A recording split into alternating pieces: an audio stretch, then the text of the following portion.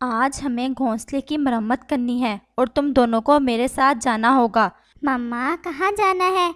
झील के पास सूखा घास है, आज हमें वो इकट्ठा करना है अपने घोंसले में और फिर कल से घोंसले की मरम्मत का काम करना होगा। जी मम्मा ठीक है, हमें बहुत मज़ा आएगा और हमें कुछ नया सीखने को भी मिलेगा। लेकिन मामा, मेरे तो कान में बहुत दर्द हो रहा है, मैं कैसे कर पाऊंगी सारा दिन काम। मुझे पहले से ही पता था, जब भी कोई काम करना होता है तुम्हारे कान में उसी वक्त दर्द शुरू हो जाता है। लेकिन तुम ये जान लो, मैं हमेशा तुम्हारे साथ नहीं रहूंगी। कल मेरा बचपन था, फिर जवानी आई और अब मैं बूढ़ी हो चुकी हूँ और ये सब कुछ मुझे एक सपने की तरह लगता है। मुझे पता ही नहीं चला कि कब इतना समय गुजर गया। अगर तुम ऐसे ही बहाने बनाती रहोगी तो अपनी जिंदगी कैसे गुजारोगी। ये भी तो है ना, तुम्हारी ही बहन सारा दिन मेरे साथ काम करवाती है और मेरी हर तरह से मदद करती है। मम्मा चलो कोई बात नहीं, अगर मोनो ठीक नहीं है तो उसके हिस्से का काम भी मैं ही कर दूंगी। तुम्हें इतना अच्छा बनने की कोई ज़रूरत नहीं है, मेरा काम तुम करने को रहने ही देना। जब मैं ठीक हो जाऊंगी तो खुद ही कर लूंगी। तुम भी किसी बात पर भी खुश नहीं हो सकती, हर वक्त लड़ाई के मूड में रहती हो। चलो मम्मा हम चलते हैं। ठीक है, हम जा रहे हैं, तुम अपने कान का ध्यान रखना, अब किसी नई शरारत में ना लग जाना। और मम्मा चिड़िया और इसकी छोटी बेटी सोनो चिड़िया सूखा घास लेने के लिए चल देते हैं। प्यारे दोस्तों, क्या आपने मुझे सब्सक्राइब कर लिया है? और घंटी के आइकॉन को दबाना बिल्कुल मत भूलिएगा। मम्मा इससे पहले कभी भी मैंने घोंसले की मरम्मत का काम नहीं किया।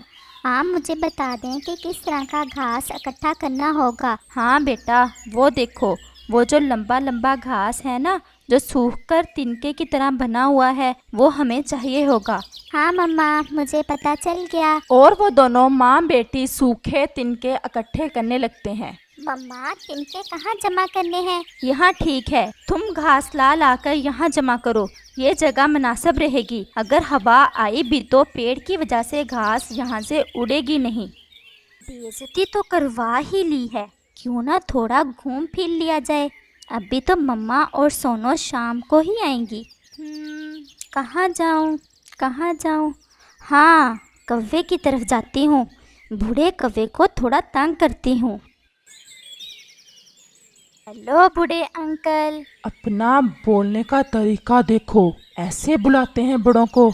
ये तुम सीख रही हो? तुम हो ही बदतमीज। खैर बताओ, क्या काम है तुम्हें? बस वैसे ही, मेरी मम्मा आज कुछ ठीक नहीं थी, कुछ खाने को दिल कर रहा था, सोचा आपकी तरफ शायद कुछ मिल जाए। अगर सच में ही तुम्हारी मम्मा बीमार है तो ये लो, अमरूद पड़ा है एक, यही खा लो।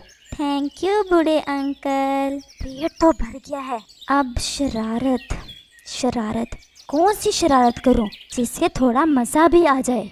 हाँ, शरारत का सामान तो मेरे सामने ही है। और मोनो चिड़िया जो हर वक्त शरारत करने के मूड में रहती है, इसे एक शरारत सूझी। वो पास ही से एक फूल तोड़ती है और एक सुर्ख मिर्ची इस फूल पर मसल मसल कर कौवे के पास ले जाती है। अंकल जी धन्यवाद, अमरूद मज़े का था, बदले में मैंने सोचा आपको फूल गिफ्ट देती हूँ। सूंघ कर देखो, इसकी गंध कितनी प्यारी है। और कौवा जैसे ही फूल अपनी नाक को लगाकर लंबा सा सांस लेता है, मिर्ची की जलन से इसे खांसी शुरू हो जाती है। उल्लू बनाया बड़ा मज़ा आया, उल्लू बनाया बड़ा मज़ा आया। मैं शाम को तुम्हारी मम्मा को बताऊंगा।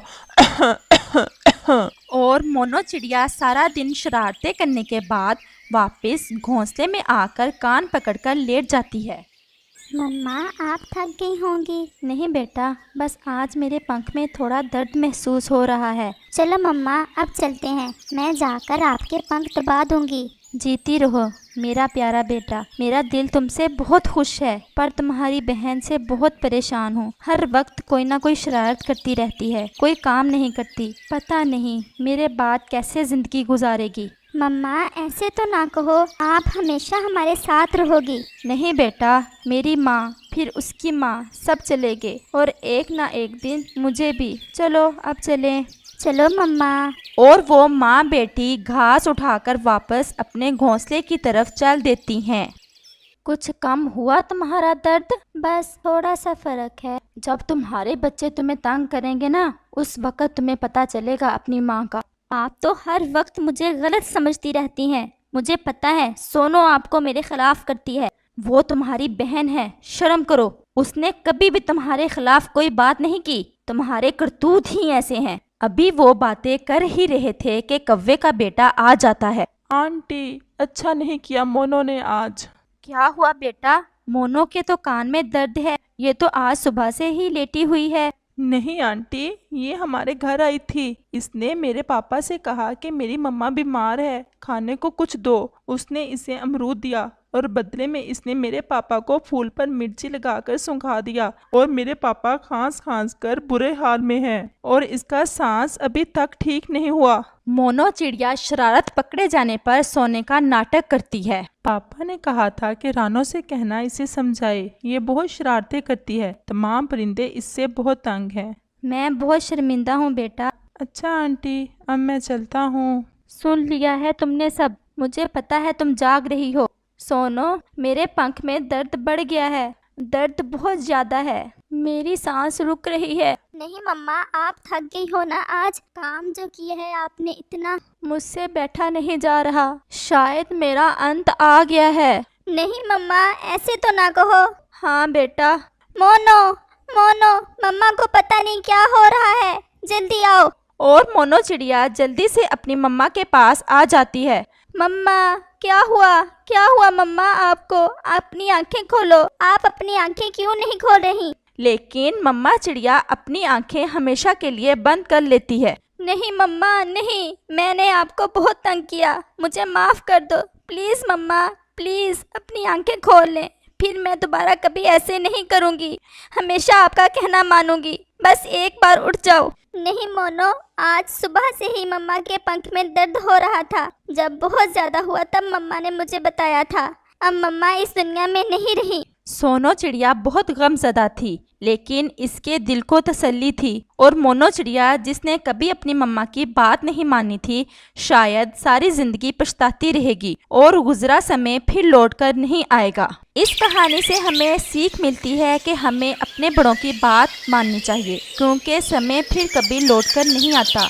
ऐसा ना हो कि जिंदगी भर पछताना पड़े। सोनो चिड़िया अपनी माँ की दुआओं की वजह से अपनी सारी ज़िंदगी खुशियों से गुजारती है, जबकि मोनो चिड़िया की ज़िंदगी में दुख ही दुख होते हैं।